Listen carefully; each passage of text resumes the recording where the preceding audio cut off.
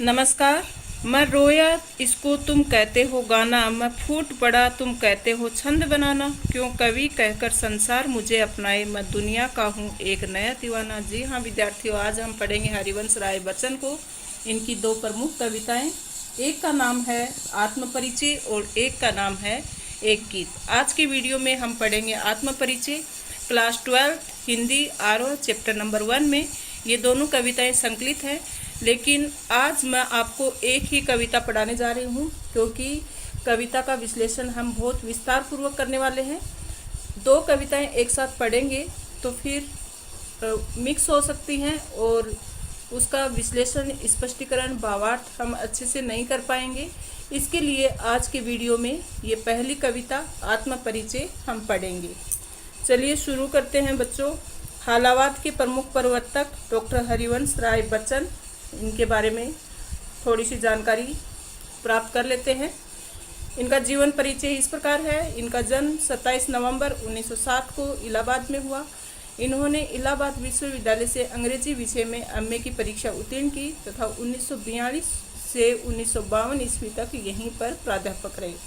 फिर इन्होंने कैम्ब्रिज विश्वविद्यालय इंग्लैंड से पीएचडी की उपाधि धारण की और 1976 में इनको पद्म भूषण दिया गया और 2 चट्टानें नामक रचना पर इन्हें साहित्य अकादमी पुरस्कार भी दिया गया। फिर इनका निधन 2003 ईस्वी में हो गया था। हरिवंश राय बच्चन जी की जो प्रमुख रचनाएं हैं वो हैं मधुशाला, मधुबाला, मधुकलश, निशा निमंत्रण, और आज जो हम पढ़ने जा रहे हैं आत्मपरिचय, वो निशा निमंत्रण से ही ली गई है ये कविता। तो हरिवंश राय बच्चन द्वारा रचित आत्मपरिचय कविता निशा निमंत्रण से संकलित है। इस गीत में ये प्रतिपादित किया गया है कि अपने को जानना दुनिया को जानने से भी कठिन है। तो चलिए इनकी कविता की शुरुआत करते हैं। इस कविता का सार इस प्रकार है कि समाज से व्यक्ति का नाता खट्टा मीठा तो होता ही है, संसार से पूरी तरह निरपेक्ष रहना संभव नहीं है। चाहे समाज हमें कितने भी गाली दे, हमारे ऊपर कितने भी आक्षेप लगाए, कितने भी व्यंग्य करे, लेकिन हम समाज से अलग नहीं रह सकते। दुनिया अपने व्यंग्य बाण तथा शासन प्रशासन से चाहे जितना कष्ट दे, पर दुनिया से कटकर मनुष्य रह भी नहीं पाता, क्योंकि उसकी अपनी अस्मिता, अपनी पहचान का उसका परिवेश ही उसकी दुनिया है। तो चलिए शुरू करते हैं आत्मपरिचय, पहली कविता। मैं जग जीवन का भार लिए फिरता हूँ, फिर भी जीवन में प्यार लिए फिरता हूँ। कर दिया किसी ने प्रकृति जिनको छूकर, मैं सांसों के 2 तार लिए फिरता हूँ।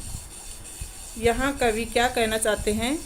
कवि कह रहे हैं कि मैं इस सांसारिक जीवन का भार अपने ऊपर लिए हुए फिरता रहता हूँ, फिर भी जीवन में प्यार लिए फिरता हूँ।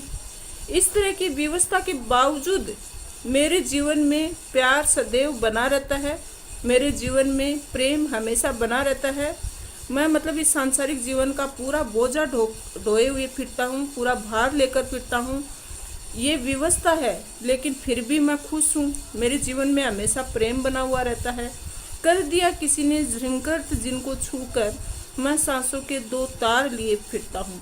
किसी प्रिय ने मेरे हृदय की भावनाओं का स्पर्श करके इसे झंकृत कर दिया, बजा दिया। जैसे वाद्य यंत्र होते हैं, उसके तार हम बजाते हैं तो ध्वनियाँ निकलती हैं, इसी तरह से किसी प्रिय सज्जन ने मेरे हृदय की भावनाओं को स्पर्श किया है और इसे अंदर से झकझोर दिया है।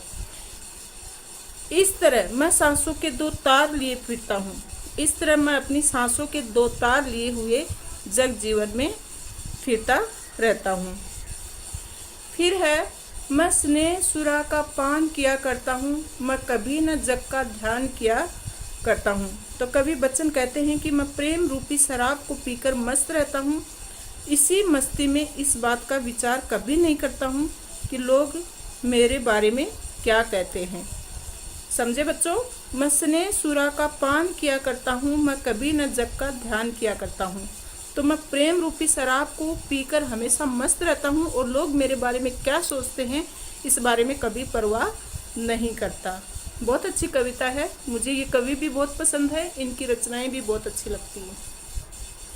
जग पूछ रहा उनको जो जग की गाते, मैं अपने मन का गान किया करता हूँ। तो ये संसार तो उन्हें पूछता है जो उनके कहने पर चलते हैं, उनके अनुसार गाते हैं, किंतु मैं अपने मन की भावनाओं के अनुसार गाता हूँ तथा अपने ही मनोभावों की अभिव्यक्ति देता हूँ। तो मेरी जो इच्छा है, मैं अपनी इच्छा के अनुसार ही चलता हूँ। कवि क्या कहते हैं, जग पूछ रहा उनको जो जग की गाते। तो संसार है ना, उन लोगों को पूछता है जो संसार के अनुसार चलते हैं और संसार के गुणगान करते हैं, किंतु मैं तो अपने मन की भावनाओं के अनुसार ही गाता हूँ और अपने मन की भावनाओं को ही अभिव्यक्त करता हूँ। तो मैं मेरे मन के अनुसार ही काम करता हूँ, अपनी इच्छा अनुसार ही चलता हूँ, हमेशा मस्त रहता हूँ। समझ में आया होगा बच्चों। चलिए आगे बढ़ते हैं। मैं निज उर के उद्गार लिए फिरता हूँ, मैं निज उर के उपहार लिए फिरता हूँ। है ये अपूर्ण संसार न मुझको बाता, मैं सपनों का संसार लिए फिरता हूँ। तो कवि क्या कह रहे हैं कि मैं इस संसार के बारे में अपने हृदय में नए नए भाव रखता हूँ, मैं उन्हीं मनोभावों को लेकर उड़ता कुमड़ता रहता हूँ। क्या कह रहे हैं, मैं निज उर के उद्गार लिए फिरता हूँ, मैं निज उर के उपहार लिए फिरता हूँ। तो मैं इस संसार के बारे में अपने हृदय में नए नए भाव लेकर फिरता हूँ और उन्हीं मनोभावों को लेकर उमड़ता घुमड़ता रहता हूँ। मतलब किसी के इशारे पर नहीं चलता। है ये अपूर्ण संसार न मुझको भाता, मैं स्वप्नों का संसार लिए फिरता हूँ। तो ये जो सारा संसार है ये मुझे अधूरा लगता है, इसमें प्रेम का अभाव सा है, इसी कारण मुझे अच्छा नहीं लगता। और मेरे मन में प्रेम में सुंदर सपनों का संसार है और उन सपनों को ही लेकर मैं आगे बढ़ता हूँ। तो कवि क्या कह रहे हैं बच्चों, फिर से देखते हैं। मैं निज उर के उद्गार लिए फिरता हूँ कि मन की भावनाओं को दुनिया के सामने करने की कोशिश करते हैं और खुशी के जो उपहार मिले हैं उन्हें वो साथ लेकर चलते हैं। ये अपूर्ण संसार न मुझको भाता, ये संसार है ये मुझे अधूरा सा लगता है क्योंकि इसमें प्रेम भाव नहीं है, इसके लिए मुझे ये खाली खाली लगता है। मैं तो अपने सपनों का संसार लिए ही, और मुझे मेरे जो सपनों का संसार है जिसमें प्यार ही प्यार है, प्रेम ही प्रेम है, उसी में उस संसार में ही रहना मुझे अच्छा लगता है। मैं जला हृदय में अग्नि दहा करता हूँ, सुख दुख दोनों में मगन रहा करता हूँ। जग भव सागर तरने की नाव बनाए, मैं भव मौजों पर मस्त बहा करता हूँ। कितनी अच्छी बात कही है कवि ने। कवि कहता है कि मेरे हृदय में प्रेम की अग्नि जलती रहती है और मैं उसी की जांच से स्वयं तपा करता हूँ। मैं जला हृदय में अग्नि दहा करता हूँ, तो मेरे हृदय में प्रेम की अग्नि जलती रहती है और मैं उसी की आँच से तपा करता हूँ। सुख दुख दोनों में मगन रहता हूँ, चाहे मेरे जीवन में सुख आए चाहे दुख आए, मैं तो प्रेम में मगन होकर मस्त होकर जीवन के सुख दुख दोनों दशाओं में ही मगन रहता हूँ, मस्त रहता हूँ। जग भव सागर तरने की नाव बनाए, मैं भव मौजों पर मस्त बहा करता हूँ। तो कवि क्या कहते हैं कि ये संसार विपदाओं का सागर है, मैं इसे प्रेम रूपी नाव से ही पार करना चाहता हूँ, इसलिए भव सागर की लहरों पर प्रेम की उमंग और मस्ती के साथ ही बहता रहता हूँ और अपने जीवन में खुश रहता हूँ। इस तरह मैं मदमस्त जीवन नाव से संसार सागर के किनारे लग जाता हूँ। चलिए आगे बढ़ते हैं।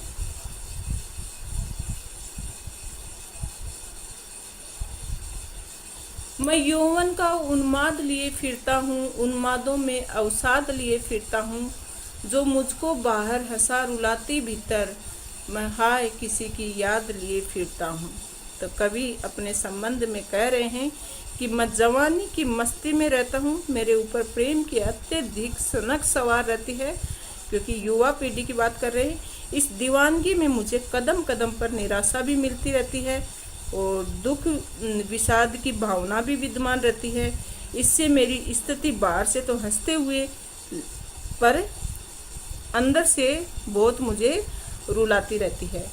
क्या कहते हैं, मैं यौवन का उन्माद लिए फिरता हूँ, कि मैं जवानी की मस्ती लेकर घूम रहा हूँ, उन्मादों में अवसाद लिए फिरता हूँ।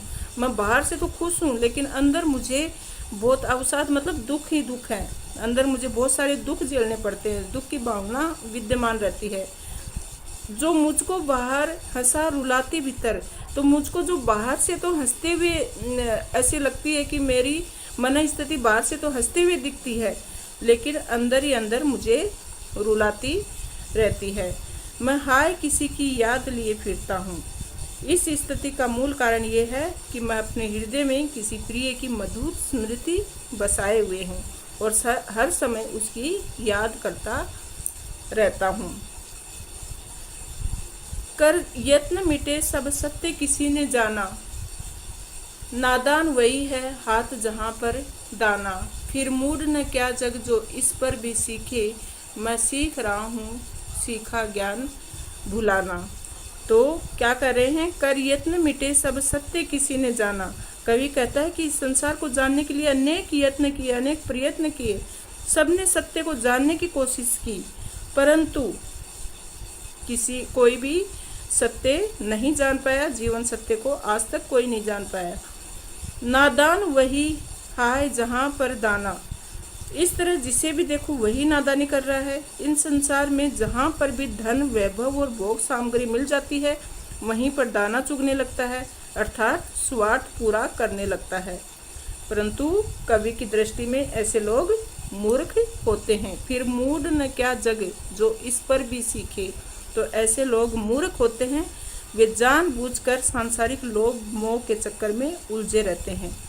तो मैं इस संसार की नादानी सीख गया हूँ, समझ गया हूँ, इसलिए मैं सीख रहा हूँ सीखा ज्ञान भुलाना। इसलिए मैं सांसारिकता का पाठ सीख रहा हूँ और सीखे हुए ज्ञान को और पुरानी बातों को भूलकर अपने मन के अनुसार चलना सीख गया हूँ। तो बच्चों, ये समझ में आया होगा आपको कि इस संसार को जानने के लिए अनेक यत्न किए, प्रयत्न किए, लेकिन किसी ने भी आज तक इस सत्य को नहीं जाना। नादान है सब लोग, और जिसको मतलब भोग की वस्तुएं, वैभव और भोग सामग्री मिल जाती है, वहीं पर वो सब चुगने लग जाते हैं और इसी में अपना स्वार्थ पूरा करते हैं। परंतु कवि की दृष्टि में ये सब नादानी है, मूर्खता है, और कवि ये चीज़ को, ये नादानी को समझ गए हैं और इसके लिए वो सीखे विज्ञान को और पुरानी बातों को भूलकर अपने मन के अनुसार चलना चाहते हैं। मैं और जग और कहाँ का नाता, मैं बना बना कितने जग रोज मिटाता। जग जिस पृथ्वी पर जोड़ा करता वैभव, मैं प्रति पग से उस पृथ्वी को ठुकराता। तो कवि क्या कर रहे हैं कि मैं भावुक कवि हूँ, जबकि संसारी लोग दुनियादारी निभाने में लगे रहते हैं। मैं और जग और कहाँ का नाता, इस कारण मैं और संसार दोनों अलग अलग है। कि मैं तो एकदम भावुक हूँ और जो सांसारिक लोग हैं, तो दूसरे लोग हैं, वो सब दुनियादारी में लगे हुए हैं, दुनियादारी में ही फंसे हुए हैं, दुनियादारी निभाने में लगे हुए हैं। इस कारण मैं और संसार दोनों अलग अलग है। मैं बना बना कितने जग रोग मिटाता। अतः मेरा और संसार का कोई नाता और संबंध नहीं है। मेरा तो इस संसार के साथ टकराव अलगाव चलता रहता है और मैं रोज एक नए संसार की अर्थात नए आदर्श की रचना करता हूँ। जग जिस पृथ्वी पर जोड़ा करता वैभव, मैं प्रति पग से उस पृथ्वी को ठुकराता। तो कवि क्या कह रहे हैं कि मैं रोज नए संसार की, नए आदर्श की रचना करता हूँ और उससे पूरी तरह संतुष्ट न होने पर उसे मिटाने का प्रयास करता हूँ। ये संसार जिस धन समृद्धि को एकत्र करने में लगा हुआ है, मैं उसे ही ठुकरा देता हूँ। इस तरह कदम कदम पर मैं इस संसार की प्रवृत्ति को ठुकराता रहता हूँ। समझ गए बच्चों कि मैं अलग हूँ और ये संसार अलग है। ये सांसारिक लोग दुनियादारी निभाने में लगे रहते हैं और मैं इन सबको ठुकराता रहता हूँ। चलिए अगली पंक्ति। मैं निज रोदन में राग लिए फिरता हूँ, शीतल वाणी में आग लिए फिरता हूँ, हो जिस पर भूपों के प्रासाद निछावर, मैं ये खंडर का भाग लिए फिरता हूँ। तो कवि क्या कह रहे हैं कि मेरे रोदन में भी प्रेम भाव छलकता है, मैं अपने गीतों में प्रेम के आंसू बहाता हूँ। रोदन मतलब रोने की स्थिति, निज मतलब हमेशा। तो मेरे रोने की स्थिति में भी प्रेम भाव छलकता है और मैं अपने गीतों में भी प्रेम के आंसू ही बहाता हूँ। शीतल वाणी में आग लिए फिरता हूँ, जो शीतल मेरी वाणी है, कोमल है और शीतल है, फिर भी उसमें प्रेम की तीव्र उष्मा और वेदना का ताप है। मेरी वाणी वैसे तो कोमल है, लेकिन उसमें फिर भी दुख की वेदना का ताप है, उष्मा है उसमें। आगे कवि कहते हैं, हो जिस पर भूपों के प्रासाद निछावर, इस धरती पर राजाओं के विशाल महल विद्यमान है। तो प्रासाद मतलब महल और भूप मतलब राजा। तो इस तरह के शब्दों के अर्थ आपको ध्यान में रखने चाहिए कि भूपों के प्रासाद निछावर, मैं ये सब को निछावर कर देना चाहता हूँ। तो इस धरती पर राजाओं के विशाल महल विद्यमान है, परंतु प्रेम की निराशा के कारण मेरा जीवन एक खंडहर जैसा है। फिर भी मैं अपने जीवन रूपी खंडहर को इन महलों पर निछावर कर सकता हूँ। मैं वह खंडहर का भाग लिए फिरता हूँ और मैं उसी खंडहर रूपी प्रेम प्रसाद को जीवंत बनाए हुए हूँ, उसका भार लिए फिरता हूँ। मैं रोया इसको तुम कहते हो गाना, मैं फूट पड़ा तुम कहते हो छंद बनाना, क्यों कवि कहकर संसार मुझे अपनाए, मैं दुनिया का हूँ एक क्या दीवाना। तो कवि कह रहे हैं कि मैं रोता हूँ और मेरे हृदय में दुख आते हैं, दुखों को शब्दों में व्यक्त करता हूँ, तो इससे संसार गाना कहता है। जब मैं प्रेम के आवेग में भरकर पूरे उन्माद से अपने भावों को व्यक्त करता हूँ तब, और मेरे भाव शब्दों में फूट पड़ते हैं, तब इसे संसार के लोग छंद कहते हैं। क्यों कवि कहकर संसार मुझे अपनाए, दुनिया मुझे कवि के रूप में अपनाती है, मुझे व्यर्थ ही सम्मान देती है। वास्तव में तो मैं कवि नहीं हूँ, मैं दुनिया का हूँ एक दीवाना। मैं तो प्रेम दीवाना हूँ, मेरा हृदय प्रेम दीवानगी से पूर्णतया व्याप्त है।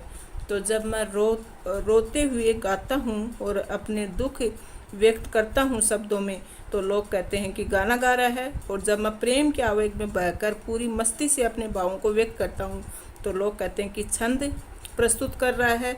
ये दुनिया मुझे कवि के रूप में मानती है, लेकिन मैं तो एक प्रेम दीवाना हूँ और मेरा हृदय प्रेम दीवानगी से ही पूर्णतया व्याप्त है। मैं दीवानों का वेश लिए फिरता हूँ, यहाँ दीवानों नहीं आएगा बच्चों, दीवानों का। मैं दीवानों का वेश लिए फिरता हूँ, मैं मादकता का निशेष लिए फिरता हूँ, जिसको सुनकर जग झूम झुके लहराए, मैं मस्ती का संदेश लिए फिरता हूँ। तो कवि क्या कहते हैं कि कवि कहते हैं कि मैं संसार में प्रेम दीवानों की तरह विचरण करता हूँ, मैं दीवानों का वेश लिए फिरता हूँ। तो मैं दीवानों की तरह उनका वेश धरकर ही, मैं दीवानों की तरह ही मस्ती में विचरण करता रहता हूँ, और मैं जहाँ भी जाता हूँ अपनी दीवानगी से सारा वातावरण को मस्ती से भर देता हूँ। मैं दीवानों का वेश लिए फिरता हूँ, मैं मादकता का निशेष लिए फिरता हूँ। तो मेरी हार्दिक भावनाएं प्रेम की संपूर्ण मस्ती से छाई हुई हैं, जिसको सुनकर पूरा संसार झुकता है और मेरे सामने लोग झुक उठते हैं, प्रेम में झुक जाते हैं, मस्ती में लहराने लगते हैं। मैं सभी को, मैं मस्ती का संदेश लिए फिरता हूँ, मैं सभी को इसी प्रेम में, प्रेम की मस्ती में झूमने का संदेश देता रहता हूँ। लोग मेरी इसी संदेश को गीत समझ लेते हैं। तो समझ में आया बच्चों कि मैं दीवानों का वेश मतलब वेशभूषा धारण करता हूँ। तो मैं दीवानों के जैसे मस्ती में विचरण करता रहता हूँ, घूमता रहता हूँ, सारी पीड़ाएं छुपा कर एकदम प्रेम से, मादकता से, मस्ती से घूमता रहता हूँ। मैं मादकता का निशेष लिए फिरता हूँ। यहाँ पर रोंग है, ये शब्द निशेष आएगा। तो मैं सिर्फ मादकता ही अपने भाव में रखता हूँ। पूरी भावना प्रेम की संपूर्ण मस्ती में ही छाई हुई है। तो मैं प्रेम और यौवन के ही गीत गाता रहता हूँ। मादकता मतलब यौवनता, जिसको सुनकर जग झूम झुके लहराए, और जिसको सुनकर जग मतलब संसार झुकते हैं, झूमते हैं और मस्ती से लहराते हैं। और यही मस्ती के संदेश मैं सब जगह सब लोगों को सुनाता रहता हूँ, और मस्ती के संदेश को लेकर कवि संसार में घूमते रहते हैं। आत्म परिचय पढ़ने के बाद हम हरिवंश राय बच्चन की दूसरी रचना ये दिन जल्दी जल्दी ढलता है, ये एक गीत है। आज हम इसकी व्याख्या करेंगे, इसका भावार्थ सरल शब्दों में समझेंगे, और इसके पश्चात दूसरे वीडियो में इन दोनों कविताओं के महत्वपूर्ण प्रश्न उत्तरों की चर्चा करेंगे। तो सरल शब्दों में ये गीत मैं आपको समझाने जा रही हूँ, इसकी एक एक पंक्ति का भावार्थ बताने जा रही हूँ। बने रहिएगा। हमने हरिवंश राय बच्चन का परिचय पहले ही देख लिया था कि इनका जन्म 27 नवंबर 1907 को इलाहाबाद में हुआ था। फिर इन्होंने कैम्ब्रिज विश्वविद्यालय इंग्लैंड से पीएचडी की, और इनको पद्म भूषण से अलंकृत किया गया 1976 में। फिर दो चट्टानें जो रचना थी उस पर इन्हें साहित्य अकादमी पुरस्कार भी मिला, और इनका निधन फिर 2003 में निधन हो गया था। और इनकी बहुत सारी प्रसिद्ध रचनाएं रही हैं। इन्होंने आत्मकथा भी लिखी हैं, इन्होंने डायरी भी लिखी हैं, और बहुत सारी रचनाओं का हिंदी अनुवाद भी किया है। इनकी काव्यगत विशेषता ये है कि ये हालावाद के सर्वश्रेष्ठ कवियों में एक हैं, और लाक्षणिक वक्रता की बजाय सीधी सादी जीवंत भाषा में अपनी रचनाएं लिखते हैं, गेय शैली में अपनी बात कहते हैं। इन्होंने व्यक्तिगत जीवन में घटी घटनाओं की सहज अनुभूति की ईमानदार अभिव्यक्ति कविता के माध्यम से की है। इनकी भाषा शैली अपनी अनुभूतियाँ स्वाभाविक तरीके से सबके सामने रखी हैं, और इन्होंने कहानी, नाटक, डायरी, ये सब आत्मकथाएं भी बहुत सहज ढंग से लिखी हुई हैं। इनकी भाषा शैली बहुत सरल है, आसानी से पाठक को प्रभावित करती है। आत्म परिचय हमने पढ़ लिया था। इसके बाद जो दूसरी इनकी कविता है, दिन जल्दी जल्दी ढलता है, ये भी निशा निमंत्रण से ली हुई कविता है, और ये गीत इस बड़े सत्य के साथ समय के गुजरते जाने के एहसास में लक्ष्य प्राप्ति के लिए कुछ कर गुजरने का जज्बा लिए हुए है। तो सांझ गिरते ही पथिक अपने लक्ष्य की ओर तेजी से कदम बढ़ाने लगता है। उसे रास्ते में रात होने का भय रहता है। जीवन पथ पर चलते हुए व्यक्ति जब अपने लक्ष्य के निकट होता है तो उसकी उत्सुकता और बढ़ जाती है। तो ये कविता हमें हमेशा आशावादी बने रहने के लिए प्रेरित करती है। चलिए शुरू करते हैं। आत्म परिचय पहले ही हो चुका है। दूसरी जो कविता है, दिन जल्दी जल्दी ढलता है, ये शुरू करते हैं। कविता का नाम क्या है? दिन जल्दी जल्दी ढलता है। ये एक गीत है। हो जाए न पथ में रात कहीं, मंजिल भी तो है दूर नहीं, ये सोच थक दिन का पथिक भी जल्दी जल्दी चलता है, दिन जल्दी जल्दी ढलता है। यहाँ ढोलता दिया हुआ है, ढोलता नहीं आएगा, ढलता है आएगा। तो यहाँ कवि क्या कह रहे हैं कि शाम होते ही यात्री तेजी से चलता है। हो जाए न पथ में रात कहीं, मतलब ये सोचकर कि कहीं रात ना हो जाए, इसके लिए शाम होते ही वह बहुत तेज अपने लक्ष्य की ओर चलने की कोशिश करता है। जो राहगीर होता है वो तेज चलता है कि कहीं रास्ते में ही रात ना हो जाए। मंजिल भी तो है दूर नहीं, और जब उसकी मंजिल पास होती है तो वह और तेज चलता है। वह सोचता है कि अब तो मंजिल पास में ही है, और इस मंजिल को पाने में कहीं देर ना हो जाए, इसके लिए वह और तेज गति से बढ़ता है। तो उसकी मंजिल समीप ही होती है, इस कारण वह थकान होने के बावजूद भी जल्दी जल्दी चलता है। तो इस पंक्ति के माध्यम से कवि ये समझाना चाहता है कि इंसान को जब अपना लक्ष्य सामने ही नज़र आता है तो वो लक्ष्य को हासिल करने के लिए और ज़्यादा उत्साह से आगे बढ़ने की कोशिश करता है। ये सोच थक दिन का पथिक भी जल्दी जल्दी चलता है। तो लक्ष्य प्राप्ति के लिए उसे दिन जल्दी ढलता प्रतीत होता है और रात होने पर पथिक को अपनी यात्रा बीच में ही समाप्त करनी पड़ेगी। इसलिए वह ये सोचकर कि रात होगी, इससे अच्छा मैं पहले ही अपनी मंजिल तक पहुंच जाऊं। तो चाहे वह कितना भी थका हुआ हो, लेकिन जब उसको मंजिल सामने नजर आती है तो वह और तेज गति से चलता है।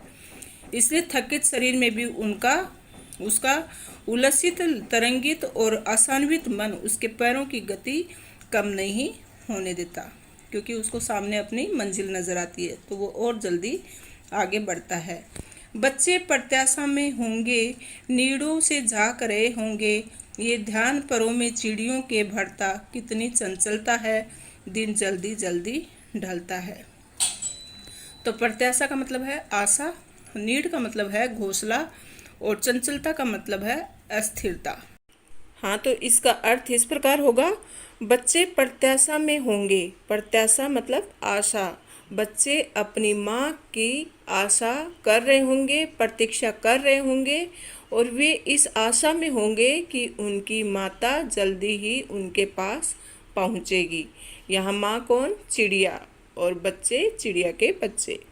नीड़ों से झांक रहे होंगे और वो घोंसलों से झांक रहे होंगे कि उनकी माँ चिड़िया जल्दी ही उनके पास आएगी। ये ध्यान परों में चिड़िया के भरता, कितनी चंचलता है। तो चिड़िया सोच रही है कि उनके बच्चे उसकी आशा या प्रतीक्षा कर रहे होंगे और जल्दी ही पहुँचे, इस तरह की आशा रख रहे होंगे और इसी आशा के साथ नीड़ों से मतलब घोंसलों से झांक रहे होंगे, ताक रहे होंगे कि कब तक उनकी माँ चिड़िया उनके पास पहुँचेगी। ये ध्यान परों में चिड़िया के भरता, कितनी चंचलता है।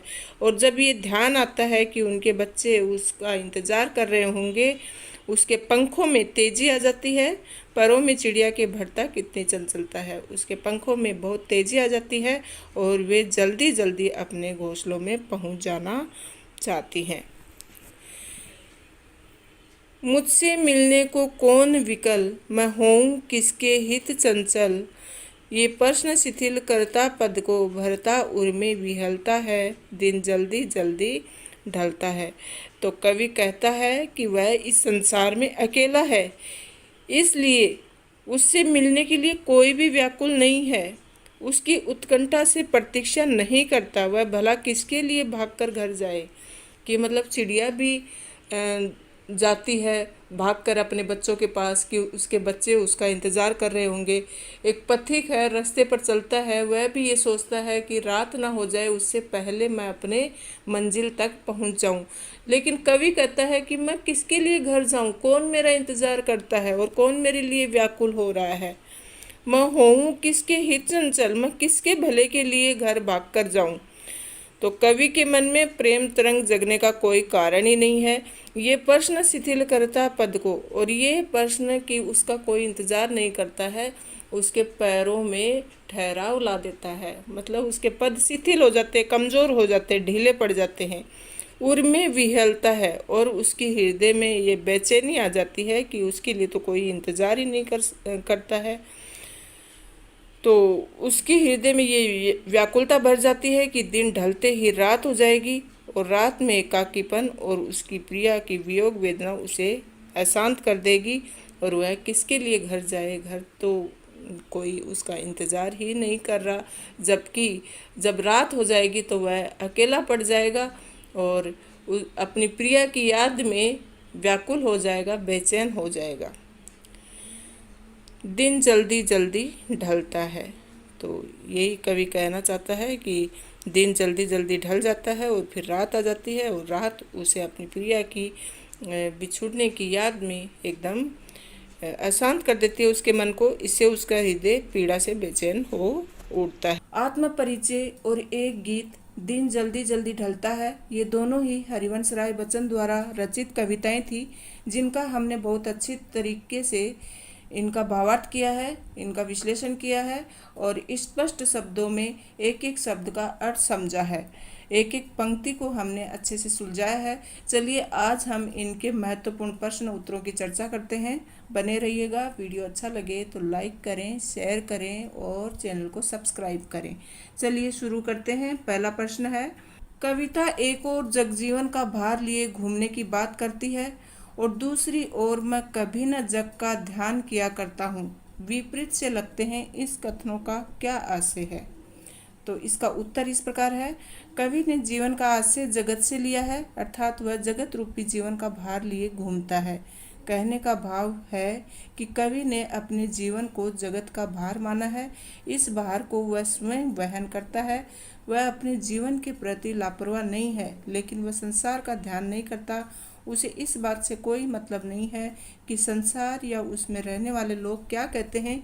इसलिए उसने अपनी कविता में कहा है कि मैं कभी न जग का ध्यान किया करता हूँ, अर्थात मुझे इस संसार की से कोई या किसी प्रकार का मतलब नहीं है। समझे बच्चों कि इस जीवन का भार लेकर तो वो घूमते हैं। जगत रूपी मतलब जो जीवन है वो जगत रूपी जीवन है। कहने का उनका अर्थ ये है कि वो जीवन को जगत के समान मानते हैं। इस भार को वो खुद ही वहन करते हैं। वह अपने जीवन के प्रति बिल्कुल भी लापरवाह नहीं है, लेकिन उनको इस संसार से कोई लेना देना नहीं है। प्रश्न नंबर 2, दिन जल्दी जल्दी ढलता है कि आवर्ती से कविता की किस विशेषता का पता चलता है? उत्तर है, दिन जल्दी जल्दी ढलता है वाक्य की कई बार आवर्ती कवि ने की है। आवर्ती मतलब उसकी पुनरावृत्ति, बार बार वही वाक्य बोलते हैं, दिन जल्दी जल्दी ढलता है।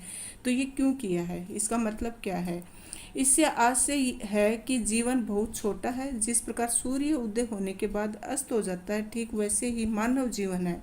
ये जीवन प्रत्येक क्षण कम होता जाता है। प्रत्येक मनुष्य का जीवन एक न एक दिन समाप्त हो जाएगा। हर वस्तु नश्वर है। नश्वर है मतलब टिकने वाली नहीं है, वो कभी न कभी खत्म होती ही है कोई भी वस्तु। कविता की विशेषता इसी बात में है कि इस वाक्य के माध्यम से कवि ने जीवन की सच्चाई को प्रस्तुत किया है। चाहे राहगीर को अपनी मंजिल पर पहुंचाना हो या चिड़िया को अपने बच्चों के पास, सभी जल्दी से जल्दी पहुंचना चाहते हैं। उन्हें डर है कि यदि दिन ढल गया तो वे अपनी मंजिल तक पहुंचना कैसे चाहेंगे, कैसे करेंगे, मतलब असंभव हो जाएगा उनके लिए मंजिल तक पहुंचना।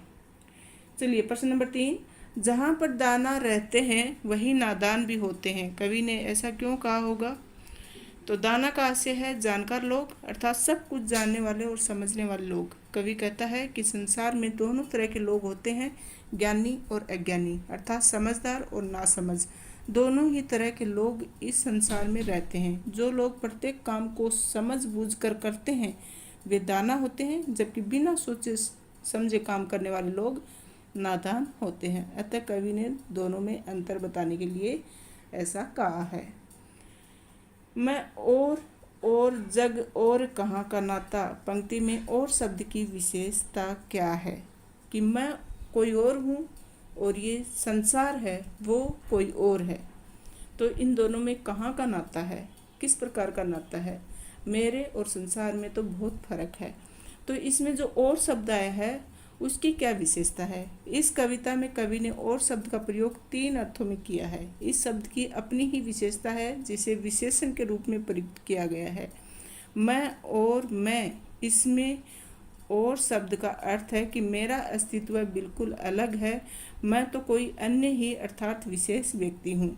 और जग में और शब्द से आशय है कि जगत भी कुछ अलग ही है। ये जगत भी मेरे अस्तित्व की तरह कुछ और है। तीसरे और का अर्थ है के साथ। कवि कहता है कि जब मैं और मेरा अस्तित्व बिल्कुल अलग हैं, ये जगत भी बिल्कुल अलग है, तो मेरा इस जगत के साथ संबंध कैसे बन सकता है? अर्थात मैं और ये संसार परस्पर नहीं मिल सकते, दोनों का अलग ही महत्व है। समझे बच्चों? एक और का मतलब है कि मैं और ये संसार, तो मैं अलग हूँ और ये संसार अलग है। एक और का मतलब है कि खुद से कवि अपने बारे में बता रहे हैं कि मैं और मेरा अस्तित्व है, ये अलग है। दूसरा और बता रहे हैं कि मैं और ये संसार, तो ये दोनों ही अलग है। और तीसरा अलग बता रहे हैं कि ये जगत भी अलग है और मैं भी अलग हूँ। तो इन दोनों में फिर संबंध किस तरह का हो सकता है। प्रश्न नंबर 5, शीतल वाणी में आग के होने का क्या अभिप्राय है। बहुत ही अच्छा प्रश्न है। शीतल वाणी में आग कहकर कवि ने विरोधाभास की स्थिति पैदा की है। कवि कहता है कि यद्यपि मेरे द्वारा कही हुई बातें शीतल और सरल हैं, जो कुछ मैं कहता हूँ वह ठंडे दिमाग से कहता हूँ, लेकिन मेरे इस कहने में बहुत गहरे अर्थ छिपे हुए हैं। मेरे द्वारा कहे गए हर शब्द में संघर्ष है। मैंने जीवन भर जो संघर्ष किए उन्हें जब मैं कविता का रूप देता हूँ तो वह शीतल वाणी बन जाती है। मेरा जीवन मेरे दुखों के कारण मन ही मन रोता है, लेकिन कविता के द्वारा जो कुछ कहता हूँ उसमें सहजता रूपी शीतलता होती है। तो कवि का कहने का अर्थ ये है कि वह जो बातें कहता है ठंडे दिमाग से कहता है तब तो वह शीतल हो जाती है, लेकिन उसके मन में दुख है बहुत ज़्यादा, तो वो वाणी में फिर आगे रहती है। बच्चे किस बात की आशा में नीड़ों से झांक रहे हैं। बहुत ही अच्छा प्रश्न है। तो बच्चों से आस से है चिड़िया के बच्चे। जब उनके माँ बाप भोजन की खोज में उन्हें छोड़कर दूर चले जाते हैं तो वे दिन भर माँ बाप के लौटने की प्रतीक्षा करते हैं। शाम ढलते ही सोचते हैं कि हमारे माता पिता हमारे लिए दाना तिनका लेकर आते ही होंगे। वे हमारे लिए भोजन लाएंगे, हमें ढेर सारा चुगा देंगे, हमारा पेट भरेंगे, और इसी आशा में वो नीड़ों से झांक रहे होते हैं। नीड़ मतलब घोंसले। तो घोंसले से झांक रहे होते हैं। वे आशा करते हैं कि हमें ढेर सारा खाना खाने को मिलेगा, साथ ही हमें बहुत सा प्यार मिलेगा। तो हमेशा मनुष्य को आशान्वित होना चाहिए, आशावादी होना चाहिए। प्रश्न नंबर 7, कवि अपने मन का गान किस प्रकार करता है। कवि कहता है कि मैंने हमेशा अपने मन की बात मानी है, मैं कभी अपने प्रति लापरवाह नहीं रहा। मैंने हमेशा वही किया जो मेरे मन ने कहा, लेकिन मैंने अपनी दुनिया की परवाह नहीं की, इसलिए मैं अपने मन का ही मालिक हूँ, मन का ही गान करता हूँ। प्रश्न नंबर 8, कवि सुख और दुख दोनों स्थितियों में मग्न कैसे रहते हैं। तो कवि कहता है कि मैं सुख में ज़्यादा दुखी नहीं हुआ और सुख में ज़्यादा खुश नहीं हुआ। मैंने हमेशा दोनों स्थितियों में सामंजस्य बनाए रखा है। दुख और सुख दोनों को एक जैसा माना है, क्योंकि ये दोनों स्थितियां तो मानव के जीवन में आती ही रहेंगी। इसलिए कभी भी सुख और दोनों स्थितियों में मग्न रहना चाहिए, और ये कभी भी दोनों स्थितियों में मग्न रहते हैं, मस्त रहते हैं। कवि जग को अपने से अलग कैसे मानता है। हमने पहले भी इस प्रश्न पर चर्चा कर ली है, फिर भी छोटे रूप में आ सकता है, तो आप उत्तर लिखेंगे। जग मतलब संसार। तो कवि अपने आप को संसार से अलग क्यों मानता है, इसका उत्तर लिखेंगे। कवि कहता है कि मेरा और जगत दोनों का ही अस्तित्व अलग अलग है। मैं कभी जगत के बारे में नहीं सोचता, मुझे केवल मेरे से ही काम है। ये जगत मेरी ही तरह अपने में ही मस्त है। जब दोनों का अस्तित्व अलग अलग है तो मैं जगत को एक सा क्यों मानूं। प्रश्न नंबर 10, दिन का थका पंथी कैसे जल्दी जल्दी चलता है। तो उत्तर है, राह चलते चलते यद्यपि राहगीर थक जाता है, लेकिन वह फिर भी चलते रहना चाहता है। उसे डर है कि यदि वह रुक गया तो रात ढल जाएगी, अर्थात रात के होते ही मुझे रास्ते में रुकना पड़ेगा। इसलिए दिन का थका पंथी जल्दी जल्दी चलता है। पंथी मतलब ये पथिक, राहगीर, रास्ते पर चलने वाला व्यक्ति। प्रश्न नंबर 11, दिन के जल्दी जल्दी ढलने से क्या प्रेरणा मिलती है। तो व्यक्ति सजग हो जाता है, अलर्ट हो जाता है कि दिन ढल रहा है और अब तो मुझे समय पर अपनी मंजिल पर पहुंचना चाहिए, यही प्रेरणा मिलती है। चलिए देख लेते हैं इसका उत्तर। दिन के जल्दी जल्दी ढलने से के कारण व्यक्ति सजग हो जाता है, वह जल्दी से जल्दी अपनी मंजिल तक पहुंचना चाहता है। जल्दी जल्दी ढलने की भावना के कारण व्यक्ति में स्फूर्ति आ जाती है, इसी कारण वह प्रत्येक कार्य समय रहते पूरा कर लेना चाहता है। प्रश्न नंबर 12, पहली कविता की अलंकार योजना बताइए। तो अलंकार बच्चों अलग से टॉपिक है, ये इसका ग्रामर का मतलब साहित्य, काव्य अलंकार और छंद, रस, ये सारे टॉपिक अलग से हैं। तो अलंकार मतलब क्या होते हैं, जिस तरह से एक औरत गहने पहनती है तब उसका रूप निखरता है, वैसे ही हम शब्दों में कुछ अलंकारिक शब्दों का प्रयोग करें तो वो शब्दों को सजाते हैं, शब्दों में सुंदरता आती है। तो शब्दों को सुंदर बनाने के लिए अलंकार शब्दों का प्रयोग करना पड़ता है। अलंकार का अर्थ होता है गहना, सजना, सजाना। तो पहली कविता की अलंकार योजना बताइए। जो आत्म परिचय है उस कविता की अलंकार योजना क्या है, उसमें कौन कौन से अलंकार आए हैं? उत्तर है कवि बच्चन ने आत्म परिचय शीर्षक कविता में अनुप्रास, पुनरुक्ति प्रकाश, उपमा, रूपक और प्रश्न आदि अलंकारों का स्वाभाविक प्रयोग किया है। ये अलंकार थोपे हुए प्रतीत नहीं होते, इनका प्रयोग करना जरूरी भी था क्योंकि इनके प्रयोग से कविता में सौंदर्य की वृद्धि हुई है। तो मैंने जैसे बताया कि कोई भी रचना करते समय अगर उसमें अलंकारों का, रसों का, छंदों का प्रयोग किया जाता है तो वो कविता ज़्यादा प्रभावी होती है।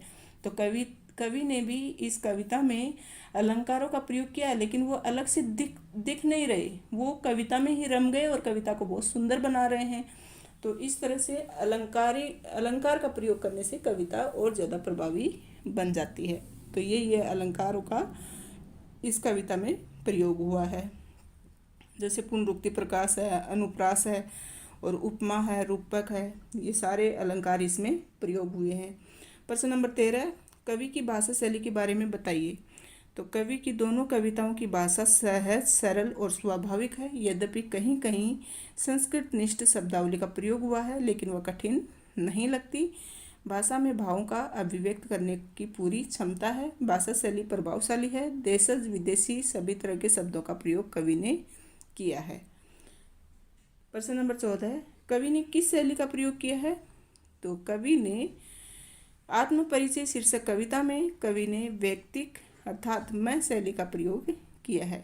उसने इस शैली का प्रयोग करके भावों के अनुकूल एवं सार्थक ढंग से भावों को अनुकूल और सार्थक ढंग से किया है। इस शैली का प्रयोग करके कवि ने अपने बारे में पाठकों को सब कुछ बताने की कोशिश की है। प्रश्न नंबर 15, दिन जल्दी जल्दी ढलता है कविता में कौन से रस हैं? देखो, पहले हमने अलंकार की बात की, अब रस की। तो इसमें रस कौन कौन से हैं? जैसे माँ का बच्चे के प्रति प्रेम है, वो कौन सा रस है? वात्सल्य रस है। और अगर भगवान के प्रति भक्त की भावना है तो वो कौन सा रस है? तो वो भक्ति भाव का रस है। तो इस तरह से रस का भी प्रयोग इस कविता में हुआ है। चलिए देख लेते हैं उत्तर में। इस कविता में मुख्यतः कवि ने 2 रसों का प्रयोग किया है, वात्सल्य रस और श्रृंगार रस। इस रसों का प्रयोग करके कवि ने कविता में सौंदर्य में वृद्धि की है। पक्षियों के वात्सल्य और कवि के प्रेम का चित्रण इन्हीं रसों के माध्यम से हुआ है। कहने का आशय है कि कवि की रस योजना भावानुकूल बन पड़ी है। प्रश्न नंबर 16, आत्म परिचय कविता में कवि ने अपने जीवन में किन परस्पर विरोधी बातों का सामंजस्य बिठाने की बात की है? तो उत्तर है इस कविता में कवि ने अपने जीवन में अनेक विरोधी बातों का सामंजस्य बिठाने की बात की है। कवि सांसारिक कठिनाइयों से जूझ रहा है, फिर भी वह इस जीवन से प्यार करता है। वह संसार की परवाह नहीं करता क्योंकि संसार अपने चहेतों का गुणगान करता है, उसे ये संसार अपूर्ण लगता है। वह अपने सपनों का संसार लिए फिरता है, वह यौवन का उन्माद और अवसाद लिए फिरता है, वह शीतलवाणी में आग लिए फिरता है। मतलब वह अपने आप में ही मस्त है और विरोधी बातों से उसने सामंजस्य बिठाने की कोशिश की है। प्रश्न नंबर 17, दिन जल्दी जल्दी ढलता है में पक्षी के लौटने को विकल है पर कवि में उत्साह नहीं है, ऐसा क्यों? तो इस कविता में कवि अपने घरों में लौटने को विकल है परंतु कवि में उत्साह नहीं है। इसका कारण ये है कि पक्षियों के बच्चे उनका इंतज़ार कर रहे हैं। कवि अकेला है, उसकी प्रतीक्षा करने वाला कोई नहीं है, इसलिए उसके मन में घर जाने की कोई जल्दी नहीं है, कोई उत्साह नहीं है। प्रश्न नंबर 18, आज से स्पष्ट कीजिए मैं और जग और कहाँ का नाता। तो कवि कहना चाहता है कि मेरा जीवन अलग है, संसार अपने मोह में डूबा है, इन दोनों के बीच कोई तालमेल नहीं हो सकता, कोई संबंध नहीं हो सकता। कवि अपनी भावनाओं के लोक में जीता है। आत्म परिचय कविता को दृष्टि रखते हुए कवि के कथ्य को अपने शब्दों में प्रस्तुत कीजिए। तो कवि इस कविता के माध्यम से क्या बताना चाहते हैं? तो कवि इस कविता में बताया है कि दुनिया को जानना सरल है किंतु स्वयं को जानना बहुत कठिन है। समाज में रहकर मनुष्य को खट्टे मीठे कड़वे सभी तरह के अनुभव होते हैं, लेकिन वह समाज से कटकर नहीं रह सकता। शासन और व्यवस्था चाहे जितना उसे कष्ट दे, लेकिन वह उससे कटकर नहीं रह सकता। व्यक्ति की पहचान तभी है जब वह समाज में रहता है, उसका परिवेश ही वास्तव में उसकी पहचान है। और कवि ये भी कहता है कि मेरा जीवन विरोधों के सामंजस्य से बना है, मैं विरोधवासी जीवन जिया करता हूँ। इस गीत में कवि ने स्पष्ट किया है कि मेरे जीवन में एक प्रकार की अजीब सी दीवानगी है। मेरा ये जीवन इस संसार का न होकर भी इस संसार में ही जी रहा है। तो इस तरह कवि इस कविता के माध्यम से ये स्पष्ट करते हैं कि संसार में रहना ही पड़ेगा, लेकिन अपना सामंजस्य बिठा करके संसार के साथ तालमेल करके जीना पड़ेगा।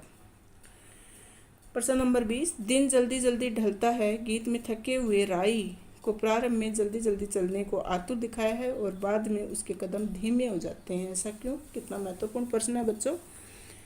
तो इसको इस तरह से भी पूछा जा सकता है, दिन जल्दी जल्दी ढलता है। कविता के आलोक में कवि की गति वलता के कारण को स्पष्ट कीजिए। दिन जल्दी जल्दी ढलता है, कविता का प्रतिपाद्य स्पष्ट कीजिए। वही कविता का सार पूछा है इसमें भी। तो इसमें कविता में कवि ने जीने की इच्छा और समय की सीमितता का सुंदर वर्णन किया है। कवि कहता है कि यद्यपि राहगीर थक जाता है, हार जाता है, लेकिन वह फिर भी अपनी मंजिल की ओर बढ़ता है और उसे इस बात का भय रहता है कि कहीं दिन न ढल जाए। इस प्रकार चिड़ियों के माध्यम से कवि ने जीने की लालसा का अद्भुत वर्णन किया है। तो इसमें बताया है कि दिन ढलते ही वे अपने बच्चों की स्थिति के बारे में सोचती हैं और वे ये भी सोचती हैं कि हमारे माता पिता हमारे लिए कुछ खाने का सामान लाएंगे। कवि पुनः आत्म परिचय देता हुआ कहता है कि मेरा इस दुनिया से यद्यपि कोई नहीं, फिर भी वह न जाने कौन मुझसे मिलने के लिए उत्सुक है। यही प्रश्न मुझे बार बार उत्सुक कर देता है, मेरे पाँव में शिथिलता और मन में व्याकुलता भर देता है। तो मतलब इस जैसे ये पहला प्रश्न पूछा कि प्रारंभ में तो राहगीर तेज चलता है, लेकिन बाद में उसके कदम ढीले पड़ जाते हैं। तो प्रारंभ में तो की हुआ जल्दी से मंजिल तक पहुंचना चाहता है, चिड़िया के माध्यम से बताया, एक पथिक के माध्यम से बताया, लेकिन बाद में लेखक ने अपना उदाहरण देते हुए ये भी समझाया कि मेरा तो इस संसार में कोई नहीं है, मैं तो अकेला हूँ, फिर मैं क्यों जल्दी जल्दी घर की तरफ भागे जा रहा हूँ, मुझे मेरा कौन इंतज़ार कर रहा है, मैं किस लिए बेचैन हूँ। तो समझ में आया होगा बच्चों ये प्रश्न का उत्तर। और MCQ करने इसलिए ज़रूरी है बच्चों क्योंकि अभी कुछ ही दिनों में आपकी परीक्षा शुरू होने वाली है। डिटेल में पढ़ने का अभी टाइम नहीं है, हमें ज़रूरत है अपने हर लेसन को फास्ट रिवीजन करने की। तो उसके लिए मैं आपके समक्ष लेकर प्रस्तुत हूँ वो छोटे छोटे वीडियोस जिसके माध्यम से आपका बेहतर रिवीजन हो पाएगा। वस्तुनिष्ठ प्रश्नों के साथ आपकी तैयारी को और मजबूती मिलेगी। इसके लिए प्रत्येक वीडियो को ध्यानपूर्वक सुने और PDF को ध्यानपूर्वक पढ़ें, क्योंकि इन वीडियोज के माध्यम से आपका न केवल रिवीजन होगा, बल्कि आपको ये पता चलेगा कि आपने अपनी तैयारी में कमी कहाँ रखी है। और अगर आपके सारे प्रश्न सही होते हैं तो आप ये समझिए कि आपकी तैयारी बहुत अच्छी है और आप अच्छी रैंक लाने वालों में हो। चलिए शुरू करते हैं आज का पहला चैप्टर और आपको बताना है कि ये आइडिया कैसा लगा वस्तुनिष्ठ प्रश्नों वाला, ताकि हम आगे की रणनीति और अच्छी बना पाएँ। चलिए शुरू करते हैं। पहली जो पोइम है आत्म परिचय और एक गीत। इसके सभी बहुविकल्पी प्रश्न उत्तर हैं, उनको हम देखने वाले हैं। आपको मन में इनके उत्तर सोच लेना है कि इसका कौन सा हो सकता है। फिर भी इसके साथ ही उत्तर मैंने दे दिए हैं। अगर आपको चाहिए कि मैं उत्तर आपको PPT में नहीं बताऊं, तो फिर अगले वीडियो में हम आंसर हटा देंगे ताकि आपको ये समझ में आए कि आपका ये उत्तर सही है या गलत है। इस वीडियो में मैंने साथ साथ में ही दिए हैं, तो आपको बताना है कि आगे क्या करना है। चलिए शुरू करते हैं। आत्म परिचय कविता के रचनाकार हैं जयशंकर प्रसाद, हरिवंश राय बच्चन, रामधारी सिंह दिनकर, सूर्यकांत त्रिपाठी निराला। तो इसका सही ऑप्शन बच्चों यहाँ पर दिया हुआ है हरिवंश राय बच्चन। तो आत्म परिचय जो कविता है वो किसने लिखी? हरिवंश राय बच्चन ने। क्योंकि हमने ये कविता पढ़ रखी है, इसका सरल भावार्थ समझ रखा है, तो हमें ये पता होना चाहिए कि इस कविता के कवि कौन है। कविता के कवि कौन है? हरिवंश राय बच्चन। चलिए दूसरा प्रश्न, कवि किसका भार लिए फिरता है? तो घर बार का, कार्यालय का, जगजीवन का, आसपास का? नहीं। कवि किसका भार लिए फिरता है? उत्तर है जगजीवन का। चलिए अगला प्रश्न है, कवि जीवन में क्या लिए फिरता है? प्यास, आस, उल्लास, प्यार। तो कवि जीवन में प्यार लिए फिरता है। कवि किस सुरा का पान करता है? स्नेह का, उमंग का, उत्साह का, द्वेष का? किसका पान करता है? स्नेह का। कवि कैसा संसार लिए फिरता है? यथार्थ, आदर्श, स्वप्निल, सुखी। तो कवि संसार लिए फिरता है कैसा? स्वप्निल, मतलब सपने लेने वाला संसार हमेशा अपने जीवन में लेके चलता है। कवि हृदय में क्या जलाकर दाह करता है? तो कवि हृदय में अग्नि जलाकर राह करता है। कवि किस अवस्था का उन्माद लिए फिरता है? तो कौन सी अवस्था ऐसी होती है जिसमें उन्माद, उमंग, उत्साह ये सब होता है? तो बच्चों आपको पता ही है वो युवा अवस्था होती है। तो कवि भी किस अवस्था का उन्माद लिए फिरते हैं? युवा अवस्था के। कवि अपने रोदन में क्या लिए फिरता है? राग, राम, रास, राज। तो कवि अपने रोदन में राग लिए फिरते हैं। कवि की वाणी कैसी है? मृदुल, कठोर, उग्र, शीतल। तो कवि की वाणी है शीतल। प्रश्न नंबर 10, कवि स्वयं को दुनिया का एक नया क्या मानता है? तो कवि स्वयं को प्रेमी नहीं मानता है, परवाना भी नहीं, रक्षक भी नहीं। कवि तो केवल दीवाना अपने आप को मानता है, दुनिया का वह दीवाना कहता है। कवि कैसा संदेश लिए फिरता है? सांत्वना का? नहीं। बलिदान का? नहीं। समर्पण का? नहीं। उत्तर आएगा गए। कवि मस्ती का संदेश लिए फिरता है। हरिवंश राय बच्चन का जन्म किस सन में हुआ था? तो हरिवंश राय बच्चन का जन्म हुआ था 1907 में। हालांकि ये प्रश्न आपसे पूछा नहीं जाएगा, फिर भी आपको जानकारी होना जरूरी है। हरिवंश राय बच्चन का देहांत कब हुआ था? तो इनका देहांत हुआ था 2003 में। हरिवंश राय बच्चन का जन्म कहाँ हुआ था? इलाहाबाद में। चलिए आगे बढ़े। हरिवंश राय बच्चन का निधन कहाँ हुआ था? दिल्ली, मुंबई, कोलकाता, इलाहाबाद? मुंबई में। तो इनका निधन हुआ था मुंबई में। और आपको पता है कि अमिताभ बच्चन के ये पिताजी थे, हरिवंश राय बच्चन।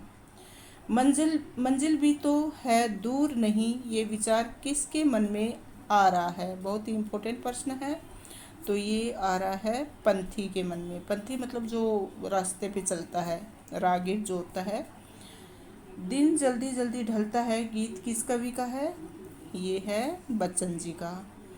हो जाए ना पथ में रात कहीं, सोचकर कौन जल्दी जल्दी चलता है? कबूतर, चिड़िया, चिड़िया के बच्चे, पंथी। तो ये सोचकर पंथी मतलब पथिक जल्दी जल्दी चलता है कि कहीं रात ना हो जाए। किसके बच्चे प्रत्याशा में हैं? मतलब प्रत्याशा मतलब इंतज़ार में है।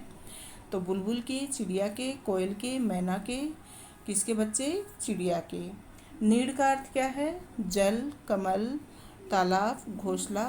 उत्तर आएगा घोंसला। नीड़ का निर्माण फिर ये कविता आपने अच्छे से पढ़ी होगी। तो नीड़ का निर्माण फिर का मतलब है कि घोंसले का पुनः पुनः निर्माण किया जाता है। कितनी भी बार कोई तोड़े लेकिन फिर से जो पक्षी होते हैं बहुत ही मेहनत से फिर से अपना घोंसला बना लेते हैं।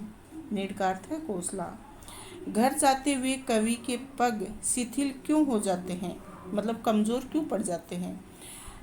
तो इसका ऑप्शन सुन लीजिएगा। घर पर उसका कोई इंतज़ार नहीं कर रहा, घर जाकर वह क्या करेगा, उसे अपने घर जाने की जल्दी नहीं है, उसे अपना घर अच्छा नहीं लगता। तो इसका सही उत्तर होगा घर पर उसका कोई इंतज़ार नहीं कर रहा।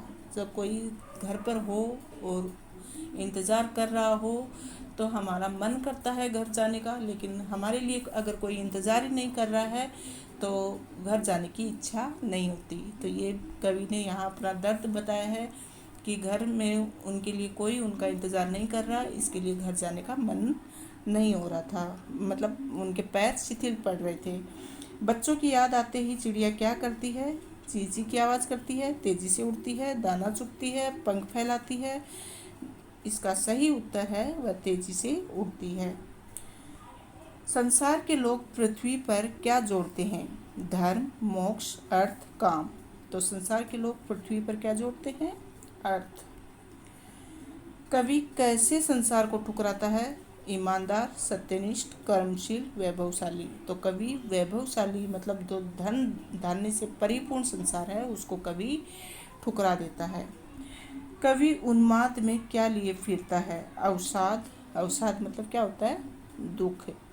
तो कवि मतलब दुख का जो भाव होता है वो उन्माद में लिए फिरता है। कवि ने संसार को कैसा माना है? संपूर्ण, अपूर्ण, नश्वर, अनश्वर। तो कवि अपूर्ण मानता है संसार को। कवि ने अपने हृदय में कैसे उपहार संजोए हुए हैं? तो कवि अपने हृदय में किस तरह के उपहार संजोए हुए हैं? प्रेम के, द्वेष के, भावों के, अभावों के। तो कवि भावों के उपहार अपने हृदय में संजोए हुए हैं। कवि सुख दुख में कैसा रहता है? सुखी रहता है, दुखी रहता है, चंचल, सम। तो वह सम रहता है मतलब एक जैसा रहता है। सुख आए चाहे दुख आए कवि को कुछ फर्क नहीं पड़ता। भय सागर में कवि का आशय क्या है? भय सागर से कवि का आशय क्या है? भयंकर सागर, भयानक सागर, संसार रूपी सागर, काल रूपी सागर। तो कवि का यहाँ पर आशय है संसार रूपी सागर। मैं स्नेह सुरा का पान किया करता हूँ में अलंकार है। तो यहाँ पर बच्चों रूपक अलंकार है मतलब स्नेह रूपी सुरा का पान किया करता हूँ। तो आपको रूपक, उपमा, उत्प्रेक्षा, अतिशयोक्ति इन अलंकारों के बारे में जानकारी होगी। नहीं हो तो कमेंट बॉक्स में अवश्य लिखें, इनके ऊपर भी एक वीडियो आपको मिल जाएगा। तो उपमा का अर्थ होता है कि उसके जैसा, जैसे हिरनी की सी चाल है ना, और नागिन के से बाल। तो इस तरह से किसी से उसकी अगर तुलना की जाए, जैसे चांद सा मुखड़ा, तो चांद से तुलना की गई है मुख की, तो वो होता है उपमा अलंकार। लेकिन जैसे चांद ही मुख है तो वो उसके ऊपर थोपा गया है, उसी को चांद समझ लिया है कि मुख चंद्रमा है, तो उसी को मतलब रूप दे दिया है, इसके लिए वह रूपक अलंकार में आएगा। तो यहाँ पर मैं स्नेह सूरा का पान किया करता हूँ, इसका मतलब है स्नेह को ही सूरा मान लिया है, स्नेह रूपी सूरा, इसका मतलब ये होगा, इसलिए यहाँ पर रूपक अलंकार है। एक गीत कविता में कवि ने समय को कैसा माना है? स्थिर, परिवर्तनशील, तीव्र, उग्र। तो यहाँ पर कवि ने समय को माना है परिवर्तनशील। दिन जल्दी जल्दी ढलता है कविता में कवि हताश और दुखी क्यों है?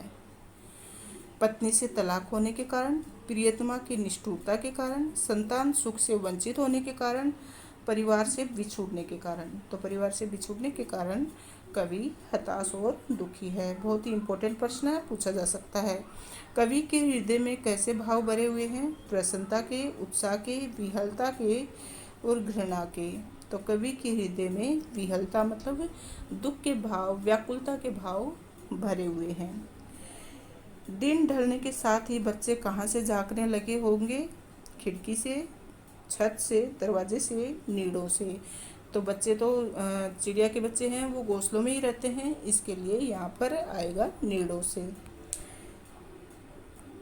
शीघ्र अपने बच्चों के पास पहुंचने की इच्छा चिड़िया की किस क्रिया से प्रकट होती है? चहचहाने से, तेज उड़ने से, पीड़ा में तड़पने से, जल्दी जल्दी दाना चुगने से। तो इसका सही उत्तर आएगा बच्चों तेज उड़ने से। दिन जल्दी जल्दी ढलता है गीत में नीड़ों से झांक रहे बच्चों का ध्यान चिड़िया के परों में क्या बढ़ता है? तो चंचलता बढ़ता है कि नीड़ों से बच्चे झांक रहे हैं और इससे चिड़िया के जो पैर हैं उनमें चंचलता आ जाती है।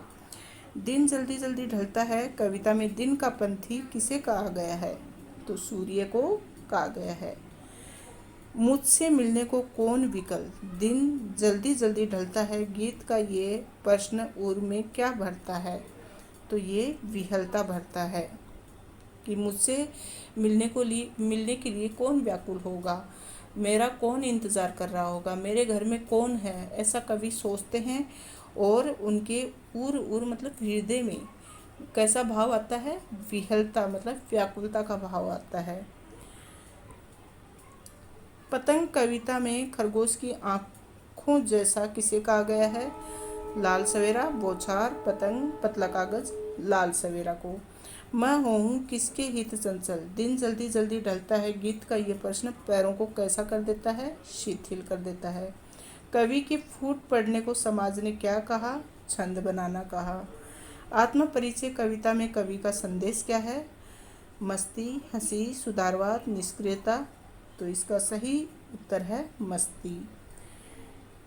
पंथ में होने वाली रात की आशंका से कौन भयभीत रहता है? प्रेमी, तपस्वी, थकापंथी, कारीगर। तो इसका सही उत्तर है थकापंथी। थैंक यू स्टूडेंट्स, पूरा वीडियो देखने के लिए बहुत बहुत धन्यवाद। अगर आपको वीडियो अच्छा लगा और आपको ज़रा भी ये लगे कि आपकी तैयारी इससे और बेहतर हो पाएगी तो वीडियो को अधिक से अधिक शेयर करें ताकि सभी बच्चों को इसका फ़ायदा मिल सके। धन्यवाद।